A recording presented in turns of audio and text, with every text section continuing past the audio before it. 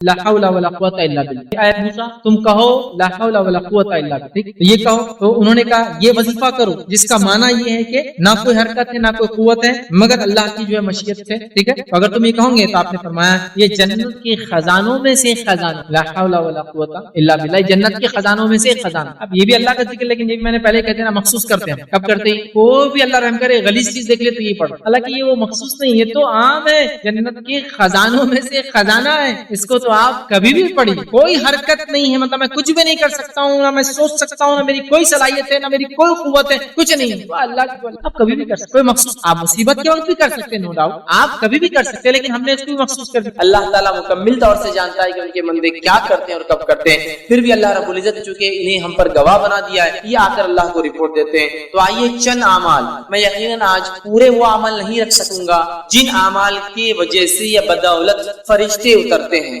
لیکن انشاءاللہ ان میں سے کچھ اعمال ضرور رکھوں گا.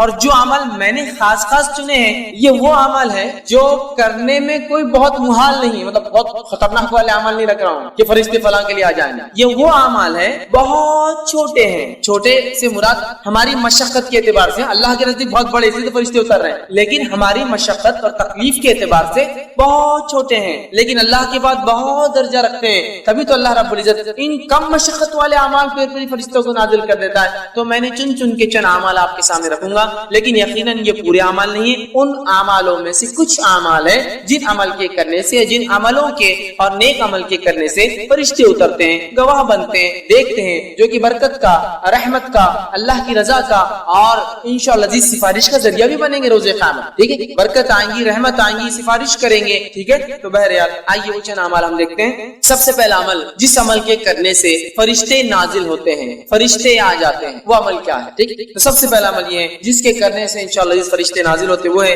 کہ باوضو سونے سے فرشتے نازل ہوتے. سونے کو انسان جا رہا ہے کیسے سونا ہے؟ وضو کے ساتھ سونا ہے. بہت مشقت کا کام نہیں سوائے کسی کے پاس اگر پانی نہ ہو تو. ٹھیک ورنہ کوئی مشقت کا کام نہیں. انسان نے وضو کیا اور آج کل تو الحمدللہ میں سمجھتا ہوں ہیٹر کے ساتھ ساتھ کولر بھی ہوتے ہیں حمام کے اندر کی ٹھنڈا پانی بھی ہو اگر گرمی زیادہ ہو تو اور گرم پانی بھی ہو اگر سردی زیادہ ہو تو مشقت کم ہوتی ہے. لیکن ہو سکتا ہے کبھی مشقت ہو یا پانی نہ ملے تو انسان اگر وضو کر کے سوتا ہے اور اگر اس حدیث کے عمل کے مطابق اس سے تو فرشتے نازل ہوتے ہیں تو پھر میں سمجھتا ہوں یہ بہت ہی جو ہے نیکی کا اور برکت کا باعث بنتے ہیں کیونکہ فرشتے ہر کسی کے لیے نہیں آتے. بات یاد رکھیں یہ بات بھی بہرحال یاد رکھیں فرشتے ہر کسی کے لیے نہیں اترتے ہیں. جن سے رب راضی ہوتا ہے آیت ہم دیکھ چکے جن سے رب راضی ہوتا ہے انہی کے لیے اترتے ہیں. تو لہٰذا باوضو ہو کر جو شخص سوتا ہے فرشتے اس کے لیے اترتے ہیں اور نازل ہوتے ہیں. صحیح الجامع کی روایت ہے نبی اکرم صلی اللہ علیہ وسلم فرمایا عبداللہ بن عباس رضی اللہ عنہما اس کے راوی فرماتے اور کہتے ہیں اللہ کے رسول صلی اللہ علیہ وسلم فرمایا اور کہا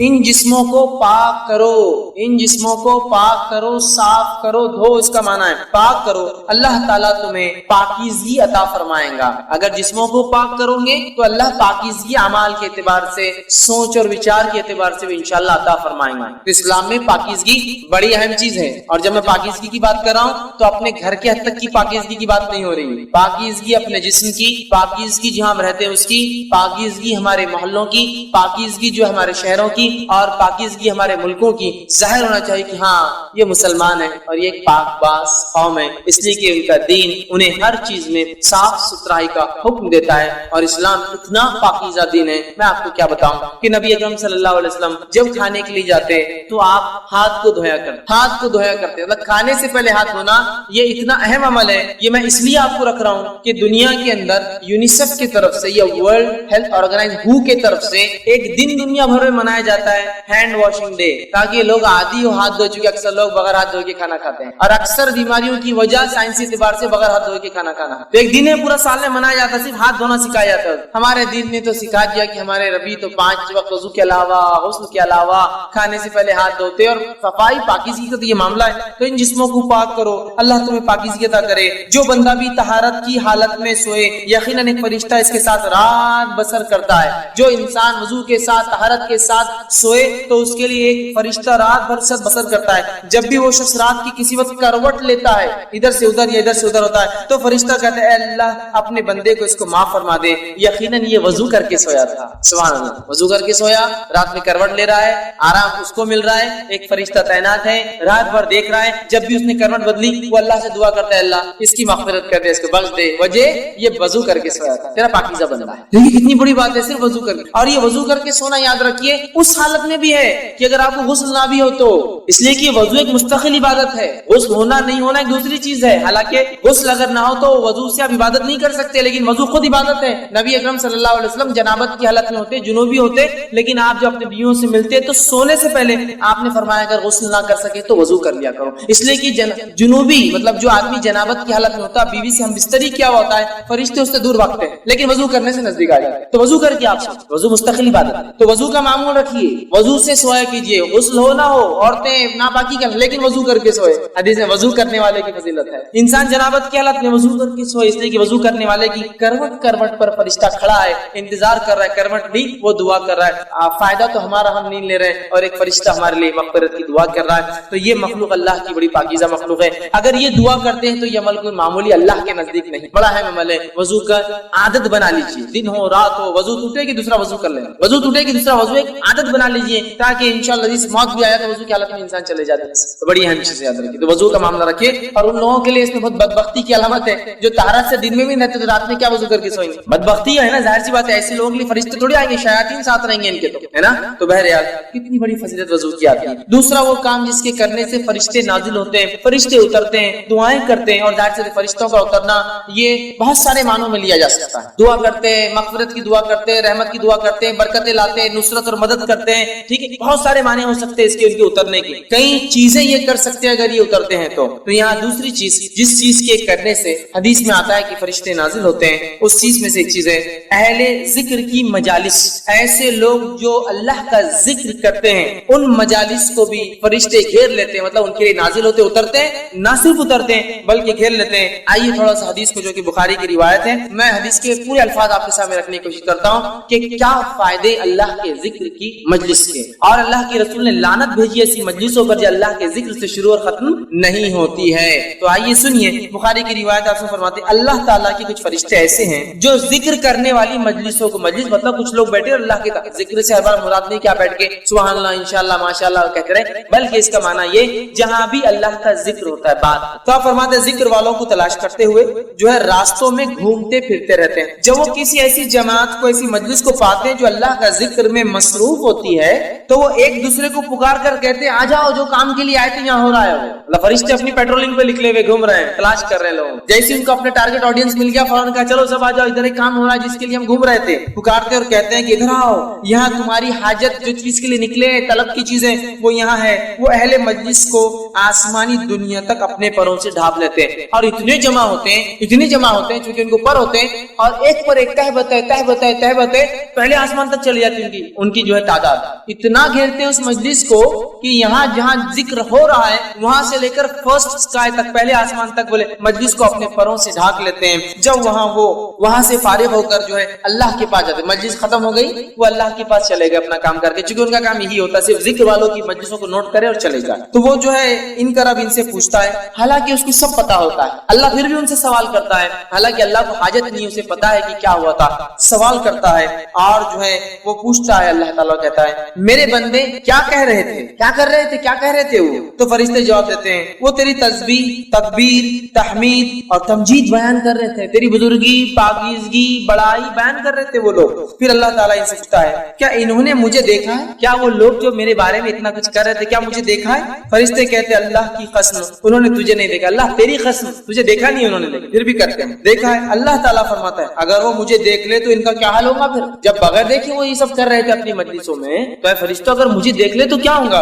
तो फरिश्ते जवाब देते हैं, फरमाते हैं, फरिश्ते अर्ज करते हैं अगर वो तुझे देख ले तो तेरी इससे भी ज्यादा इबादत करने लगेंगे। अगर देख ले, जब नहीं देखा तो इतनी कर रहे थे, अल्लाह अगर देख ले तो बहुत करेंगे। आगे ये होता है इससे भी ज्यादा तेरी बुजुर्गी के जो है और इसकी जो बड़ाई बयान करेंगे, पाकीज़गी बयान करेंगे। तो अल्लाह ताला सवाल करता है वो क्या मांग रहे थे, क्या मांग रहे थे, उनका सवाल क्या था, जो चीज मांग रहे थे? फरिश्ते फरमाते जवाब देते हैं वो तुझसे तेरी जन्नत मांग रहे थे। इंसान जाहिर सी बात है दुनिया में कोई अमल क्यों करता है? जन्नत का मुतलाशी तलबगार होता है, तो वो तुझसे तेरी जन्नत मांग रहे थे। अल्लाह ताला फरमाता है और कहता है क्या इन्होंने मेरी जन्नत देखी है जो मांग रहे थे मुझसे? तो फरिश्ते कहते हैं अल्लाह तेरी कसम उन्होंने जन्नत देखी नहीं होगी। अल्लाह फरमाता है अगर देख ले तो वो कहते हैं अगर वो जन्नत देख ले तो क्या ही हाल होगा उनका, मतलब और बढ़ चढ़ के करेंगे। अगर एक इंसान को ये कहा जाए कि ये मिलेगा, 10वीं पास हो जाओ तो गाड़ी दिलाएंगे, गाड़ी आई جائیں گے آدمی ابھی تو خوشی کی لہر دوڑ اٹھے. تو اللہ پوچھتا ہے کیا جنت دیکھی ہے کیا انہوں نے؟ تو وہ فرشتے کہتے ہیں اللہ تیری قسم جنت نہیں دیکھی. تو اللہ پوچھتا ہے اگر دیکھ لے تو کیا حال ہوگا ان لوگوں کا؟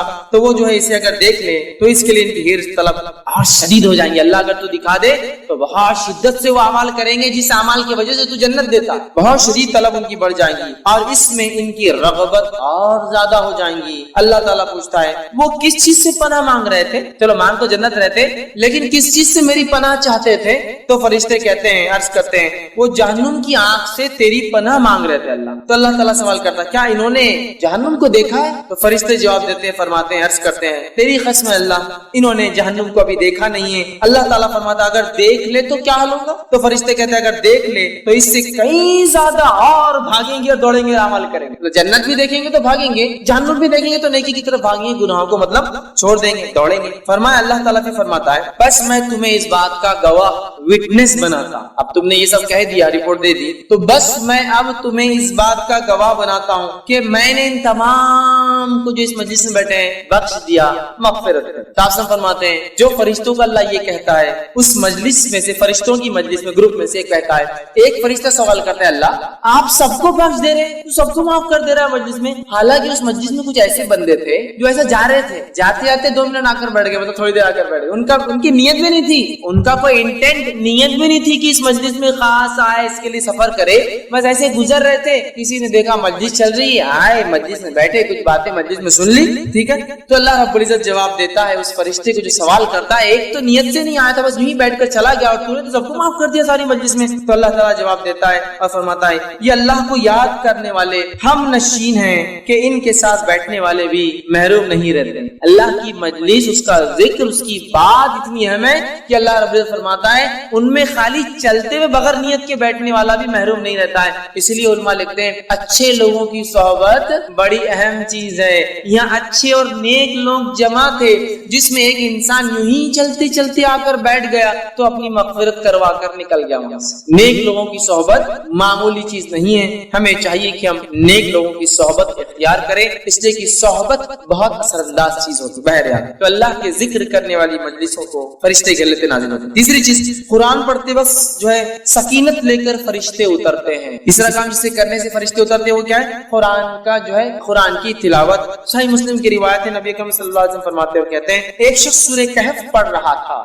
اور اس کے یہاں جو ہے 2 لمبی رسیوں سے اس نے اپنا گھوڑا باندھ رکھا تھا. سو اس پر ایک بدلی آنے لگی. وہ جب سورہ کہف پڑھنے لگا تو ایک بدلی بادل آنے لگی اور وہ گھومنے لگی, مطلب وہ بادل جو ہے گھومنے لگی, وہ بدلی جو تھی گھومنے لگی اور قریب آنے لگی. جیسے جیسے وہ پڑھ رہا تھا ویسے ویسے قریب آ رہی. اس کا گھوڑا اس کو دیکھ کر بدکنے لگا, ڈرنے لگا کیا ہو رہا ہے. پھر جب صبح ہوئی تو وہ نبی اکرم صلی اللہ علیہ وسلم کے پاس آیا اور ذکر کیا اللہ کے رسول ایسا ایسا ہوا.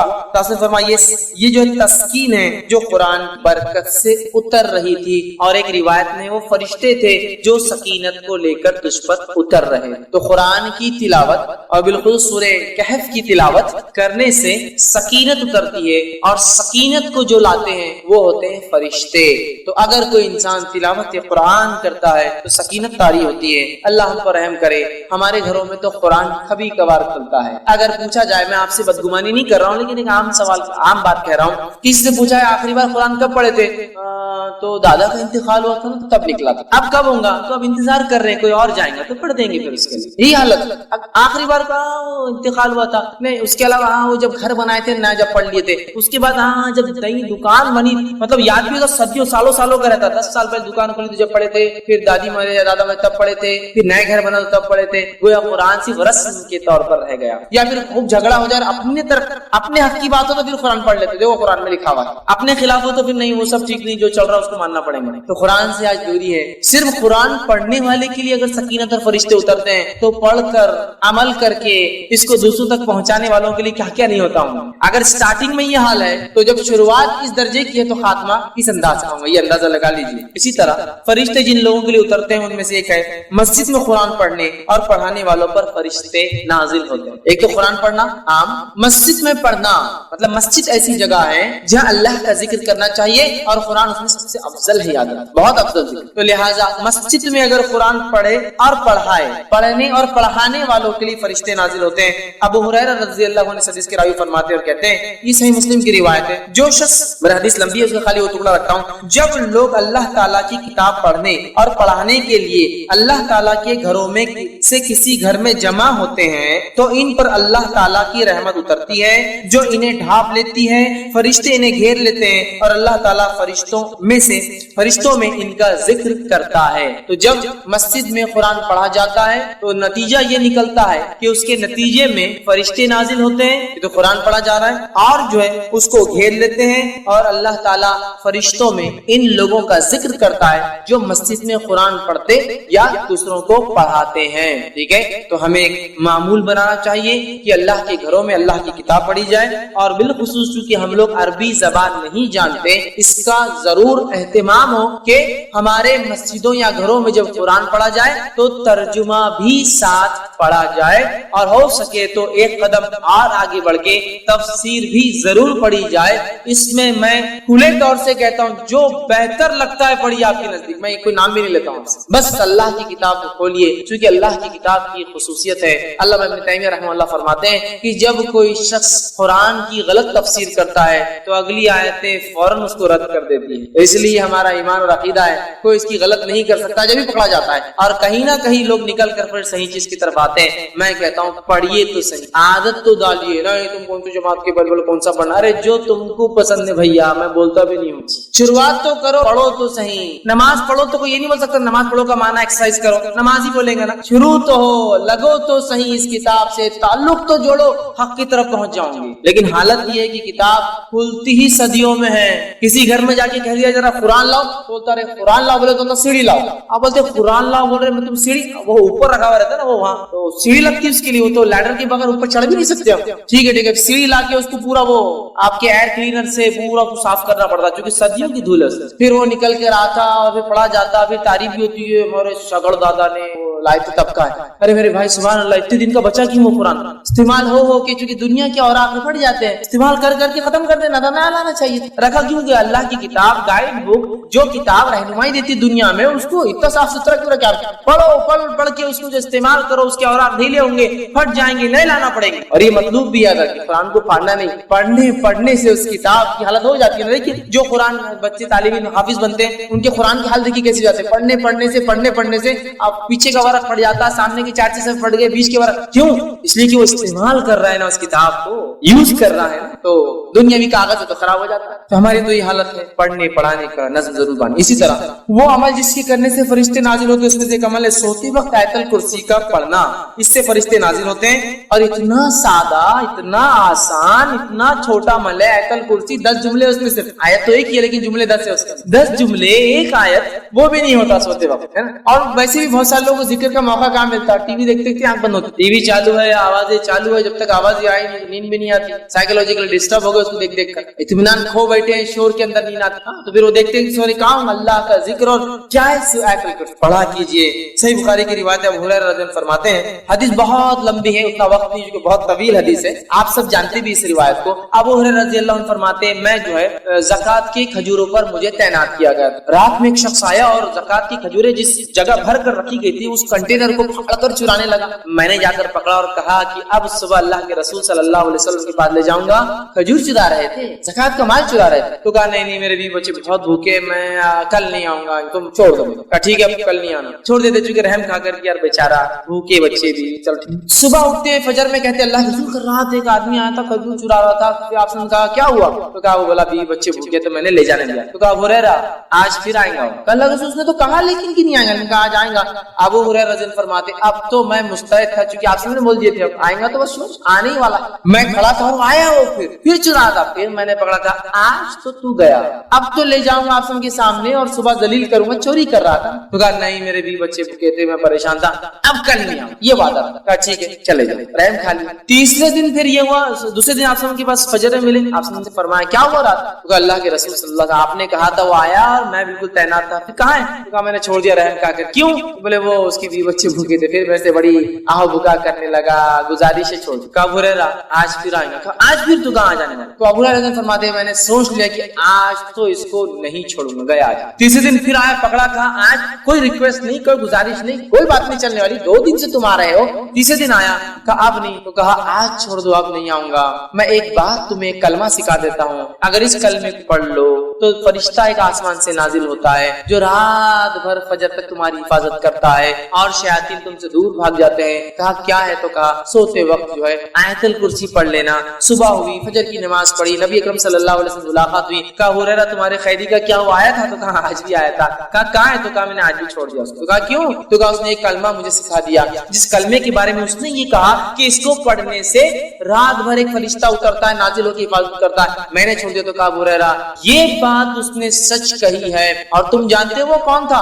कहा अल्लाह उसके रसूल ज्यादा जानते, मुझे तो नहीं पता। कहा वो शैतान था, वो हमेशा झूठ बोलता है, लेकिन ये बात उसने सच्ची बोली है, ये बात, ये सच बोला उसने, बाकी वो झूठा है, बड़ा शैतान। तो देखिए आप, शैतान दूर हो जाता है तलबी पढ़ने से, फरिश्ता रात भर हिफाजत करता है। अब लोग परेशान है हिफाजत के लिए, माल की, दौलत की, है ना, बहुत सारी चीजों की। आयतुल कुर्सी पढ़ी, बहुत सीधे और सादे उसूल दिए गए। मैं समझता हूँ फरिश्तों की सिक्योरिटी और उनका नाजिल होना, इससे बड़ी कोई सिक्योरिटी नहीं हो सकती, समझ रहे आप? इनका आ जाना, किसी के लिए तैनात हो जाना, इससे बड़ा कुछ नहीं हो सकता। लेकिन अब मसला ये हम लोगों का कि बात समझ में नहीं आती। अब एक सीन तस्वीर कीजिए, समझ लीजिए एक शख्स आपके सामने आ रहा है और उसके पीछे 2 पुलिस वाले चलते हुए आ रहे हैं, मिलने की हिम्मत करते आप, बहुत भारी आदमी दिख रहा है, पुलिस साथ चल रही थी, उसको तो कोई आदमी लगा सकता, क्यों? पुलिस वाले साथ रहते हैं, सादे पुलिस वाले। अब पुलिस वाले जिनके पास बंदूकें लगी हुई हो, उसका तो काम बढ़ गया ना, स्टेन गन्स हो और बढ़ गया, AK-47 लेके उसके पीछे जा रहे और बढ़ गया, पुलिस से हट करके टोपी सिर्फ बदल जाए, टोपी के बदले काला कपड़ा हो तो बहुत खतरनाक आदमी दिख रहा है। इतनी बड़ी सिक्योरिटी, टोपी नहीं सर पे, वो सर पे कफन बांधा हुआ आदमी उसके साथ घूम रहा। कमांडोज जो होते हैं वो कफन बांधे हैं ना, उनका ये मकसद है कि अब जान भी जाए तो कोई मसला नहीं, टोपी नहीं तो मतलब बहुत बड़ा आदमी दिख रहा है, समझे ना? अंदाजा होता है। अब अंदाजा लगाइए, फरिश्ता खड़ा है आपके लिए रात भर, अल्लाह ताला की एक मखलूक जिसकी ताकत, हैयत, कैफियत, तवानाई ऐसी है कि ये रिवायत में आता है कि एक फरिश्ता जो खबर में कुरान जो नहीं पढ़ता था उसको जो सजा देने पर मुतय्यन रहेगा, वो एक गज लोहे का उठाएगा सलाख और उठा के देव मारेगा एक आदमी को जिसने कुरान नहीं पढ़ा था दुनिया में, खबर में इतने जोर से वो आदमी चलाएगा और उसका सर रेजा रेजा बन के हवा में उड़ जाएगा कि तमाम मखलूक जमीन और आसमान की सिवा जिन और इंस को छोड़कर उसकी चीख को सुनेंगी। तो आपने कहा कि वो फरिश्ते के बारे में मालूम है तुमको? वो गज जो मारता है, वो गज का वेट क्या है? हवा ने कहा नहीं, हमको नहीं पता कैसे मारता होगा वेट। तो कहा वो एक गज अगर उठाकर दुनिया के सबसे बड़े पहाड़ पर मारी जाए तो पहाड़ को पाउडर में तब्दील कर देगा, जर्रात में। इतना वेटेड और इतना खतरनाक वो पंच होता है, ठीक है? वो पड़ेगा गज, और उस गज को पहले से लेकर आखिरी इंसान और पहले से लेकर आखिरी जिन सब भी मिल जाए तो उसको हला भी नहीं सकते जगह से। इतना हैवी गज सिर्फ एक फरिश्ता उठाता है। ताकत बता रहा हूं मैं कितनी होती। फरिश्ते सारे इंसान और जिन भी मिल जाए तो वो गज को मूव नहीं कर सकते जगह से, जो वो उठा उठाकर मारेंगे उसको क़यामत तक। कुरान नहीं पढ़ने वाले का मैंने इसलिए कहा ना, दुनिया में बेड़ा गर्क, खबर में बेड़ा गर्क, आखिरत में बेड़ा गर्क। और बहुत से लोग कुरान से बड़ी अजीब दुश्मनी पाल रखी है, ऐसी अजीब दुश्मनी की कुरान पढ़ने के बदले काटे खड़े जाते उनके आगे, और शैतान के बदले औज़ु बिल्लाहि मिनश शैतान पढ़े तो ये भाग जाता निकल। भागना तो शैतान चाहिए ना, औज़ु बिल्लाह, ये भाग जाता निकल के। आपको कुरान पढ़े तो गुमराह हो जाते बाहर। अरे भाई कुरान पढ़े तो गुमराह हो जाते। देखो तो कितने लोग गुमराह हो कुरान पढ़ के, इन्हों कैसी बातें करे, उन्हों कैसी करे।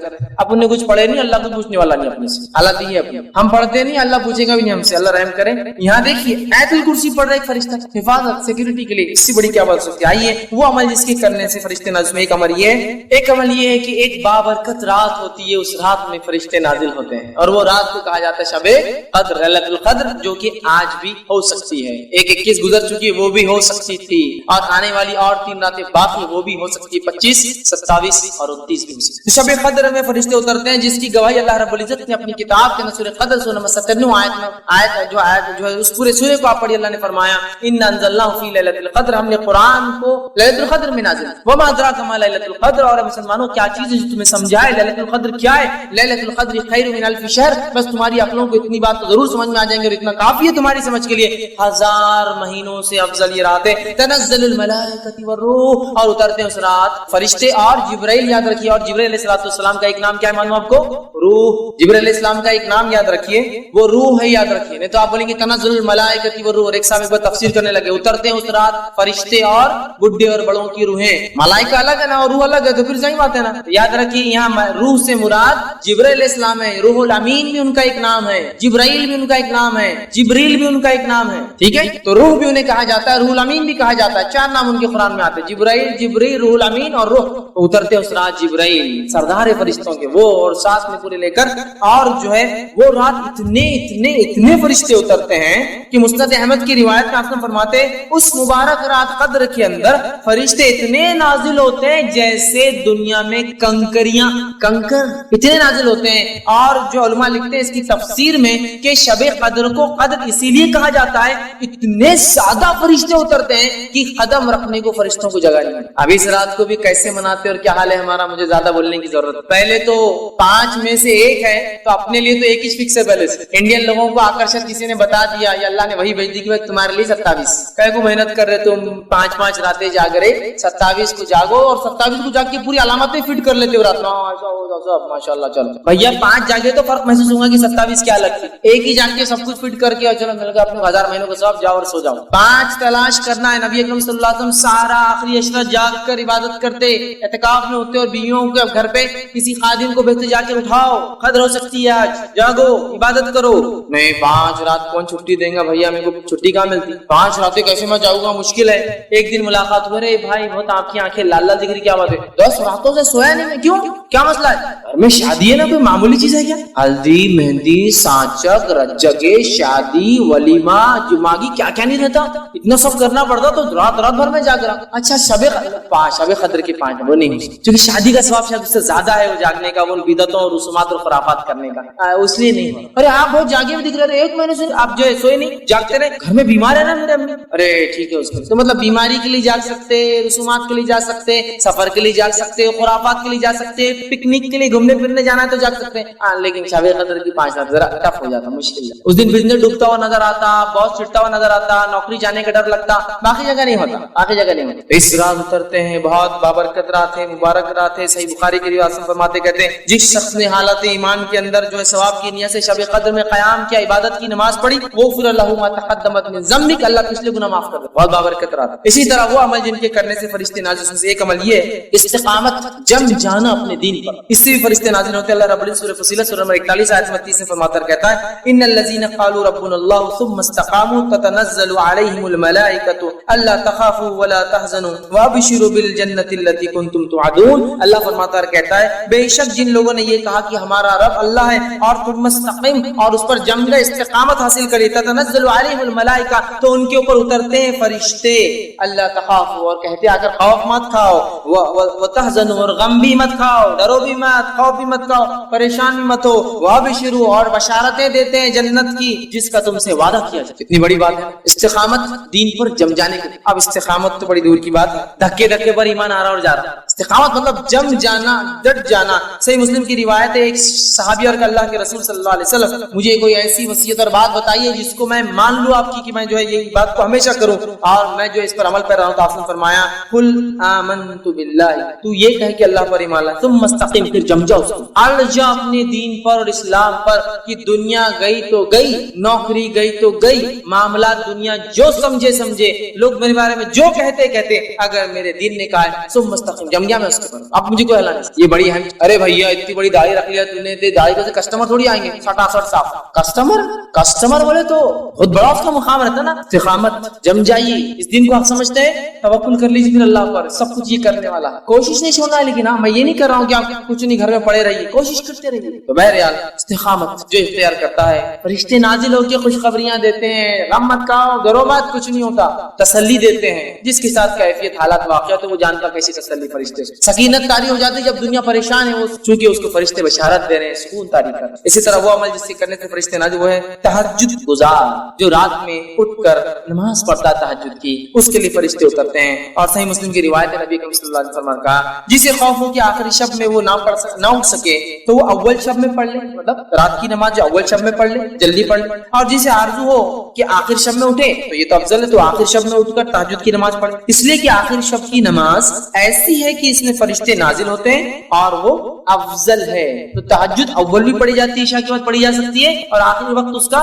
سحر کا آخری وقت تب بھی پڑھی جا سکتی ہے, اور اگر آخری وقت میں پڑھو تو فرشتے حاضر ہوتے ہیں. دیکھیے تہجد جو شخص پڑھتا ہے فرشتے حاضر ہوتے ہیں اس سے. اسی طرح وہ عمل جس سے کرنے سے فرشتے اترتے ہیں, نازل ہوتے ہیں. فجر اور عصر کی نماز کو با جماعت پڑھنا, اس لیے کہ اس کے لیے فرشتے نازل ہوتے ہیں. روایت ابن خزیمہ کی, صحیح بخاری میں بھی یہ حدیث آتی ہے, نبی کریم صلی اللہ علیہ وسلم نے فرمایا کہ ہر روز فرشتے 2 شفٹ میں چینج ہوتے ہیں, ایک فجر اور ایک عصر, تو لہٰذا تم اس نمازوں کو بالکل نہ چھوڑو, اس لیے کہ جب فجر میں تم نماز پڑھتے ہوں گے شفٹ چینج ہوں گی, تو پھر رات کے فرشتے صبح کے فرشتوں سے کہیں گے اور پوچھیں گے کہ بھائی کیا ہوا رات میں, کیا بندے کی حالیں پائے, تو کہیں گے وہ تو نماز پڑھ رہا تھا فجر کی. پھر جب عصر میں آئیں گے پھر شفٹ چینج ہوں گی, تو تب وہ فرشتے پوچھیں گے شام کی اس کو کیسے حال میں پایا, تو کہیں گے وہ نماز پڑھ رہا تھا, چونکہ عصر اور فجر یاد ہے. تو جو لوگ یہ 2 نماز پڑھتے ہیں ان کے لیے فرشتے اترتے ہیں. اور جو ہے ابن خزیمہ کی روایت میں الفاظ اضافی یہ ہے کہ فرشتے کہتے ہیں الہی انہیں قیامت کے دن معاف فرما. جو لوگ فجر اور عصر کی پڑھتے ہیں فرشتے ان کے لیے کیا کہتے ہیں, اللہ ان کو معاف کر دے. اسی طرح وہ عمل جس سے کرنے سے فرشتے نازل ہوتے ہیں اس میں عمل ہے جمعہ میں اول وقت میں مسجد میں پہنچنا.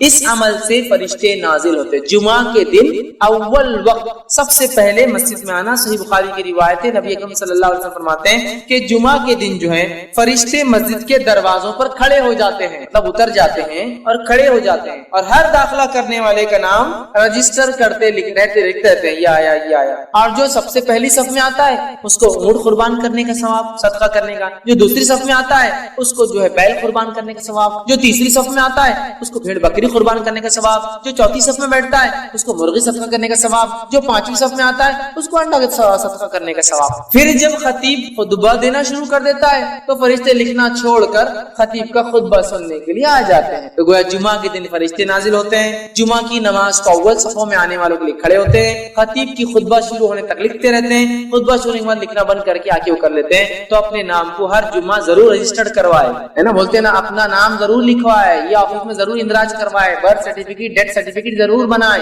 تو میں کہوں ہر جمعہ ضرور جلدی آ کے نام اندراج کروائے. اس لیے حدیث میں 3 جمعہ کوئی نہ آئے تو اللہ اس کے دل پہ مہر لگا دیتا ہے کہ 3 جمعہ تک رجسٹریشن ہی نہیں ہوا اس کا مسجد کے اندر. رجسٹر لکھتے ہیں, نوٹ کر رہے ہیں. جمعہ میں آنا ہے اور خطبہ شروع ہونے سے پہلے, ہمارے پاس بہت سارے لوگ مسجد کے سامنے بھی آگے تو پیچھے بڑھے جاتے ہیں, خطبہ ختم ہوگا نا جب پڑھیں گے تب بھاگتے آگے پیچھے کھڑے جانے کا. اپنے بہت لمبا خطبہ دیتے یار, بہت وہ ہوتا, میرے کو جمتا نہیں, میرے کو فلاں ہوتا. خطبہ خطیب نے شروع کیا منبر پہ, فرشتوں نے نام لکھنا بند کر دیا.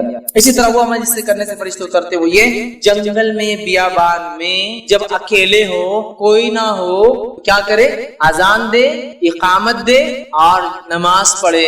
ایسے لوگوں کے لیے فرشتے نازل ہوتے ہیں. سنی حدیث کے الفاظ ترغیب و ترغیب کی روایت ہے, ٹھیک ہے, طبرانی کے اندر یہ روایت آتی ہے. سلمان جو ہے فارسی رضی اللہ عنہ کے راوی فرماتے ہیں, کہتے ہیں جب کوئی شخص جنگل میں ہو اور نماز کا وقت ہو جائے تو اسے چاہیے کہ وضو کر لے, اگر پانی نہ ہو تو تیمم کر لے, پھر اقامت کہہ کر نماز پڑھے. تو اس کے جو ہے دونوں جانب فرشتے جو ہے کھڑے ہو جاتے ہیں, اور جب وہ نماز اذان دے کر اقامت دینے کے بعد پڑھے تو اس کے پیچھے فرشتوں کے لشکر جو ہے دونوں کنارے آ کر کھڑے ہو جاتے ہیں, اور اتنے زیادہ ہوتے ہیں کہ جدھر تک نظر جائے ادھر تک آگے صف بنا کر کھڑے ہو جاتے ہیں, نماز پڑھتے ہیں. اور جب وہ رکوع کرتا ہے تو وہ رکوع کرتے ہیں, جب یہ سجدہ کرتا ہے تو وہ جنگل بیابان میں اذان دے کر اقامت دے کر نماز پڑھے. اور یہ بات بھی یاد رکھیں, جب آپ جنگل بیابان میں نہ بھی ہو, نماز آپ کی چھوٹ جائے, مسجد میں آپ پڑھے تو اقامت ضرور دے, چونکہ اقامت کے بعد جو نماز پڑھ جائے ثواب زیادہ ملتا ہے. اذان تو ہو گئی لیکن آپ لیٹ ہو گئے, جب آپ خود کی بھی نماز اگر اکیلے بھی پڑھے تو اقامت دیں گے.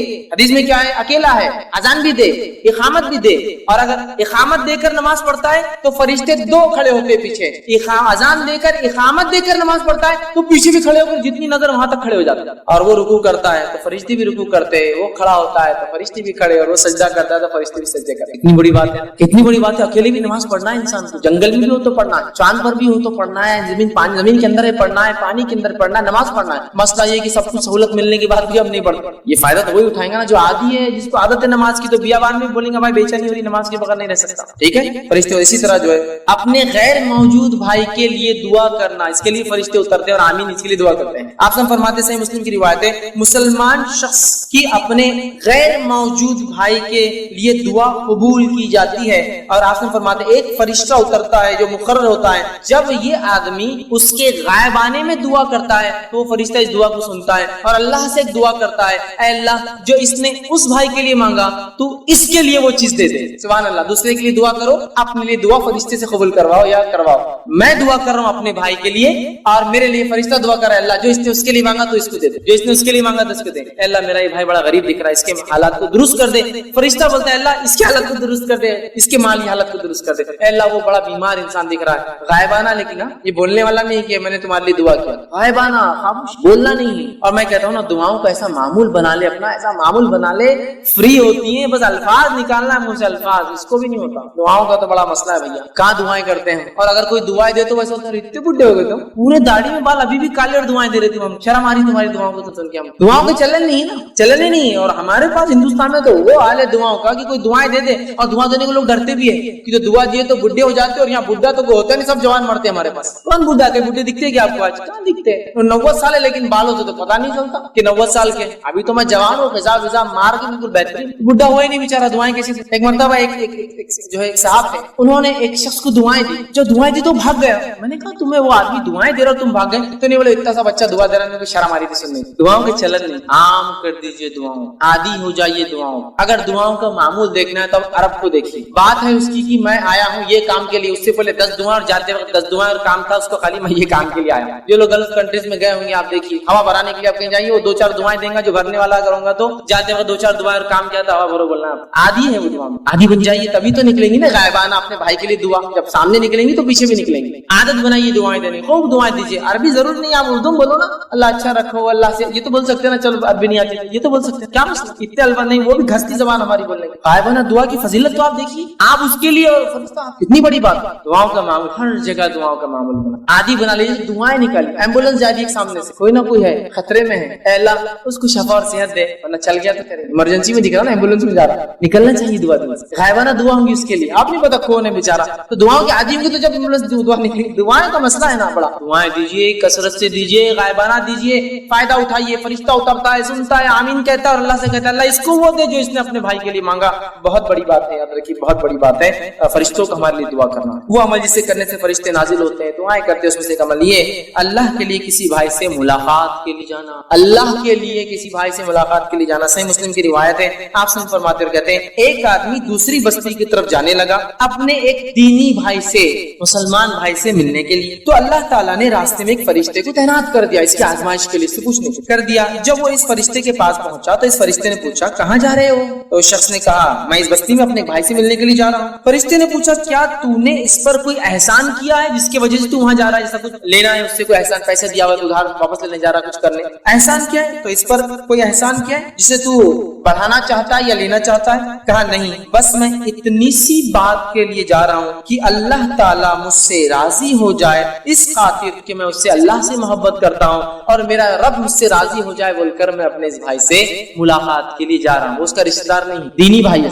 ملاقات کے لیے جا رہا ہوں جس طرح تو نے رضا کی خاطر، فرشتے نے جواب دیا جس طرح تو نے رضا کی خاطر اپنے بھائی سے تو محبت کی خاطر جاتا ہے، تو وہ فرشتہ دعا دیتا ہے اور کہتا ہے کہ محبت کی ہے اس لیے تو جا رہا ہے اپنے بھائی سے، اللہ تعالیٰ بھی تجھ سے محبت فرماتا ہے، تجھ سے محبت کر۔ فرشتہ نازل ہوا کس شخص کے لیے جو اپنے بھائی سے صرف اللہ کے لیے ہے نا، تو یہ بھی معمول بنائیے اپنے دوست، رشتہ دار تو اور زیادہ حقدار ہے، لیکن ایسے لوگ جو دینی اعتبار سے ہے ملاقات کیجیے ان سے جا کر، یہ بڑا افضل عمل ہے۔ اللہ کے فرشتے نازل ہوتے ہیں ایسے لوگوں کے لیے، دعائیں کرتے اور اللہ محبت کرنا شروع کر دیتے۔ ٹھیک ہے، اسی طرح جو ہے وہ شخص جس کے لیے فرشتے نازل ہوتے ہیں ان میں سے ایک ہے لوگ اس سے رشتہ توڑے اور وہ ان سے رشتہ جوڑے رکھے، لوگ اس سے رشتہ توڑے اور وہ ان سے رشتہ جوڑے رکھے، ایسے لوگوں کے لیے بھی فرشتے نازل ہوتے ہیں۔ صحیح مسلم کی روایت ہے، ابو ہریرہ رضی اللہ عنہ فرماتے کہتے ہیں کہ اللہ کے رسول صلی اللہ علیہ وسلم نے کہا کہ آپ کے پاس ایک شخص آیا اور اس نے کہا اللہ کے رسول میرے کچھ رشتہ دار ہیں کہ میں ان سے تعلق جوڑتا ہوں اور مجھ سے تعلق توڑتے ہیں، میں ان سے حسن سلوک کرتا ہوں وہ میرے ساتھ برا سلوک کرتے ہیں، میں ان کے ساتھ تحمل اور بردباری مطلب معاف کرتا ہوں، درگزر کرتا ہوں، ظاہر کرتا ہوں اور وہ میرے ساتھ نادانی سے پیش آتے ہیں۔ آپ نے فرمایا اگر ایسا ہی ہے جیسا تو بتا رہا ہے کہ وہ ایسا ایسا کرتے ہیں تیرے ساتھ، تیری اس کی بات کہتا ہے، تو گویا ان ان کے منہ میں تو راکھ ڈالتا ہے, گرم راکھ. تیرا یہ اتنا اچھا عمل ان کے منہ میں تو انگار ڈال رہا ہے اس عمل کی وجہ سے, مطلب وہ توڑتے تو نہیں توڑتا. پھر فرمایا ان کے مقابلے میں تیرے ساتھ ہمیشہ اللہ کی طرف سے ایک مددگار رہے گا جب تک تو اس عمل پہ باقی ہے. کب تک ایک مددگار اللہ کی طرف سے تیرے ساتھ رہے گا؟ جب تک وہ رشتہ توڑے اور جوڑتے رہے, ایک فرشتہ تیرے ساتھ ہمیشہ مددگار بن کر رہے گا. سیکورٹی فرشتہ ہے آپ کے ساتھ, بڑی اہم بات ہے, بہت اہم چیز یاد رکھیں. علی بن ابی طالب رضی اللہ عنہ کو ایک بار کہا گیا کہ آپ خلیفہ ہیں, پروٹیکشن لے لیجیے, حفاظت کے لیے کچھ لوگ رکھتے ہیں. تو کہا اللہ نے فرشتے تعینات کر رکھے ہیں, جب تک وہ رہیں گے کوئی مجھے نقصان نہیں پہنچا سکتا, جب اللہ انہیں پھٹنے کا دے دے گا تو کوئی مجھے بچا نہیں سکتا, تو کوئی زیادہ فائدہ ہونے والا نہیں ہے حفاظت دستے رکھ کر. کتنی اہم بات ہے, یہ بڑی اہم بات ہے. اسی طرح مریض کی عیادت کو جانے سے فرشتے نازل ہوتے ہیں. مریض کی عیادت, بیمار. مسند احمد کی روایت ہے جو آپ سے فرماتے ہیں جب کوئی مسلمان دن کے کسی گھڑی میں اپنے بھائی کی عیادت کرے تو اللہ تعالیٰ کے 70,000 فرشتے اللہ بھیجتا ہے. کتنے فرشتے بھیجتا ہے؟ 70,000 70,000 فرشتے بھیجتا ہے. اور وہ فرشتے اگر دن میں جاتا ہے تو شام تک دعائیں مغفرت کرتے ہیں, اور اگر شام میں جاتا ہے تو صبح تک دعائیں مغفرت کرتے ہیں. کس شخص کے لیے؟ جو بیمار کی عیادت کرنے جاتا ہے.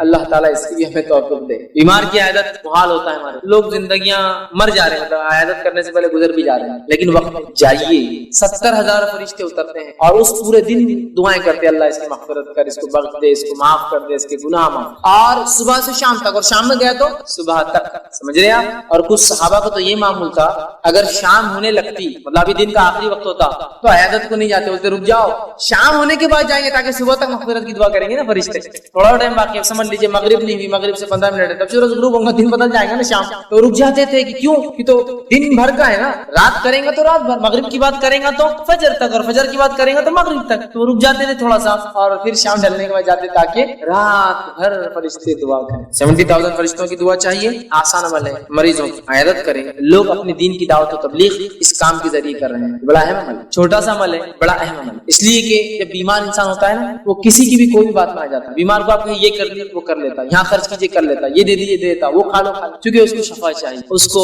بیماری سے نجات چاہیے نا. ایسے موقع پر اگر حق والے لوگ نہیں جائیں گے تو پھر کون جاتے؟ باطل چلے جاتے, کچھ بھی سنا دیتے, کوئی بھی طریقہ بتا دیتے ہیں, پھر آپ بولتے رہے وہ ایسا کر رہا ہے, وہ غلط ہے, تو بھائی آپ جا کے بتاؤ. بیماری ایک موقع ایسا ہوتا ہے, لوگ سنتے ہیں, جانا چاہیے. ٹھیک ہے. اسی طرح جو وہ عمل جس سے کرنے سے فرشتے نازل ہوتے وہ یہ, ایک شخص تھے جو بہت نیک و سعادت مند تھے, ان کے جنازے میں جو ہے فرشتے شامل ہوئے, بہت نیک انسان تھے. اور جو ہے یہ روایت جو ہے سنن ابو داؤد کی ہے, لیکن حدیث کے اندر وہ کون صحابی تھے ان کا کوئی تفصیلات تذکرہ نہیں, لیکن ایک نیک انسان تھے. نبی اکرم صلی اللہ علیہ وسلم کے جنازے میں پیدل چلنے لگے. صحابہ نے کہا اللہ کے رسول سواری پہ چلیے نا, آپ تھک جائیں گے. آپ نے کہا نہیں. پھر واپس آنے لگے تو پھر کہا اللہ کے رسول صلی اللہ علیہ وسلم سواری پہ چلیے نا, تھک جائیں گے. اس سے پتہ چلا بوڑھا انسان یا بیمار انسان سواری پر بھی قبرستان جا سکتا ہے. پھر جب آئے تو کہا اللہ کے رسول آپ نے آج ہماری سواری نہیں لی, ہم تو چاہ رہے تھے کہ آپ سواری پہ جانا سواری پہ جانا. تو آپ نے فرمایا کہ اس جنازے کے ساتھ فرشتے چل رہے تھے تو مجھے درست نہیں لگا کہ میں سواری پہ چلوں جبکہ فرشتے پیدل چل رہے تھے اس جنازے. تو نیک لوگوں کے جنازے میں فرشتے بھی شامل ہیں. نبی اکرم صلی اللہ علیہ وسلم, لیکن وہ کون صحابی تھے ان کی کوئی تفصیلات حدیث ٹھیک ہے. تو نیک لوگوں کے جنازے میں فرشتے بھی شامل ہیں. اسی طرح جو ہے نبی اکرم صلی اللہ علیہ وسلم پہ درود بھیجنے سے بھی فرشتے نازل ہوتے ہیں. درود, اور خاص طور سے درود کب بھیجنا چاہیے, اور بالخصوص درود سے مراد درود ابراہیم سب سے افضل ہے. یہ جمعہ کے دن تو خاص کثرت سے بھیجنا چاہیے, زیادہ تر زیادہ. اور درود کے اتنے فضائل ہیں, انشاءاللہ میں آگے فرشتے کس کے لیے دعا کرتے ہیں اور کس کے لیے بد دعا کرتے ہیں ایک اور عنوان آ رہا ہے, اس میں انشاءاللہ بات رکھوں گا. لیکن مختصر کہتا ہوں فرشتے دعا کرتے اور درود کے فضائل میں ایک بات یہ آتی ہے. ایک صحابی نے کہا اللہ کے رسول اگر میں اپنی دعاؤں میں اگر 1/3 مطلب 1/4 درود پڑھوں تو 25%, میری دعا کا 25% صرف